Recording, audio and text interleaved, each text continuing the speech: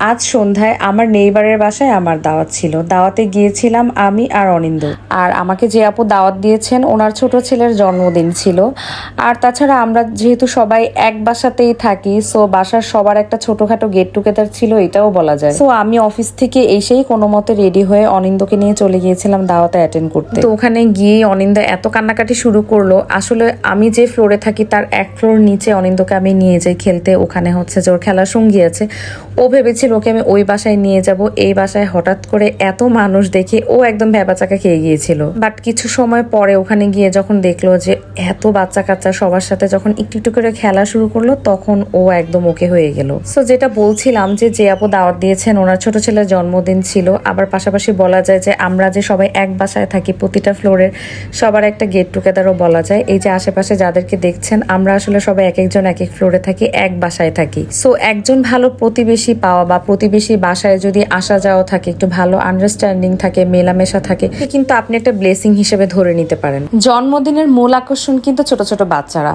যে বাচ্চাটা জন্মদিন থাকবে তার চারপাশে অনেকগুলো বাচ্চা থাকবে, ও মোমবাতিতে ফু দিবে, কেক কাটবে, আর আশেপাশে অনেকগুলো বাচ্চা হই হুল্লোড় করবে। এটাই আমার কাছে জন্মদিনের বেস্ট আকর্ষণ মনে হয়। আর আরেকটা জিনিস আমার যেটা মনে হয়, আমরা বেশিরভাগই দেখা যায় যে আমাদের ছোট বাচ্চাদের জন্মদিন করি, প্রথম জন্মদিন, দ্বিতীয় জন্মদিন, তৃতীয় জন্মদিন, তারপর দেখা গিয়েছে যে জন্মদিন করাটা আমরা ভুলে যাই। কিন্তু আসলে ব্যাপারটা কিন্তু উল্টা হয়, যে ছোট বাচ্চারা কিন্তু জন্মদিনের কিছুই বোঝে না। মূলত আমি দেখেছি যে 1 বছরের 2 বছরের বাচ্চাদের জন্মদিন করতে গেলে কিন্তু বাবা মারা অনেক হিমশিম খায়। আমারও এটা নিয়ে খুবই একটা হরিবল এক্সপিরিয়েন্স আছে। তখন আমার যেটা মনে হয় যে আসলে একদম 1-2 বছরের বাচ্চাদের আমরা শখে জন্মদিন করি, বাট 1-2 বছরের বাচ্চাদের জন্মদিন উদযাপন করা রিয়েলি অনেক অনেক টাফ।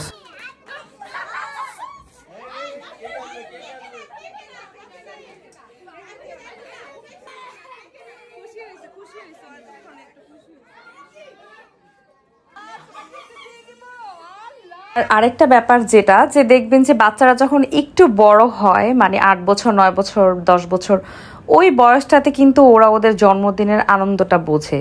তখন কিন্তু ওরা চায় যে ওদের জন্মদিনটা পালন করা হোক, জন্মদিনে ওদের ফ্রেন্ডসরা আসবে, গিফট পাবে, সবাই মিলে একটু আনন্দ করবে, ছবি তুলবে। তখন ওরা আসলে জন্মদিনের প্রকৃত আনন্দটা বুঝতে পারে। সো জীবনের সব ক্ষেত্রে আসলে মানুষের যখন শখ থাকে, মানুষ যেটার প্রকৃত আনন্দটা বুঝতে পারে, প্রকৃত আনন্দটা নিতেই পারে, তখন আসলে সেই শখটাই পূরণ করা উচিত, সেই আনন্দটাই করা উচিত। ও সময়ের সাথে সাথে, বয়সের সাথে সাথে আসলে এটাই বুঝতে পারছি যে সব বয়সে কিন্তু সবকিছু শখ থাকে না, সব বয়সে সবকিছু ভালোও লাগে না, ইচ্ছাও করে না। সো আজকের জন্মদিনে গিয়ে দেখলাম যেখানে অনেক বাচ্চা ছিল, অনেক অনেক বাচ্চা, আর বাচ্চারা আসলে একটা টাইমে দেখলাম সবাই মিলেমিশে অনেক আনন্দ করছিল। আর আমি এই ফাঁকে আপুর বাসাটা একটু ঘুরে ঘুরে দেখছিলাম। ওনার বাসায় অনেক গাছ, উনি যেখানেই পারে সেখানেই গাছ লতা পাতা লাগিয়ে রাখে। একটা কাপ ভাঙুক, একটা মগ ভাঙুক, সেখানে উনি একটা লতা গুজে দেয়। মানে উনি আসলে প্রত্যেকটা জায়গায় একটু একটু করে দেখলাম গাছ রেখেছে। আর ওনার বড় বারান্দাটাতেও গেলাম, এখানেও গিয়ে দেখলাম যে অনেক গাছ, এতই গাছ যে গাছের জন্য মনে হয় বারান্দা একটু হাঁটারও জায়গা নেই।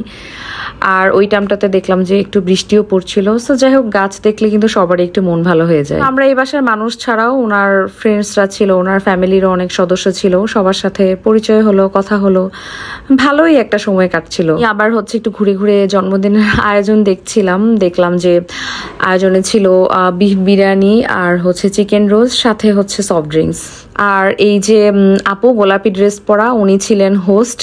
ওনার বাসার দাওয়াতেই আমরা সবাই ছিলাম, আর ওনাকে হেল্প করছিল ওনার ফ্রেন্ডরা।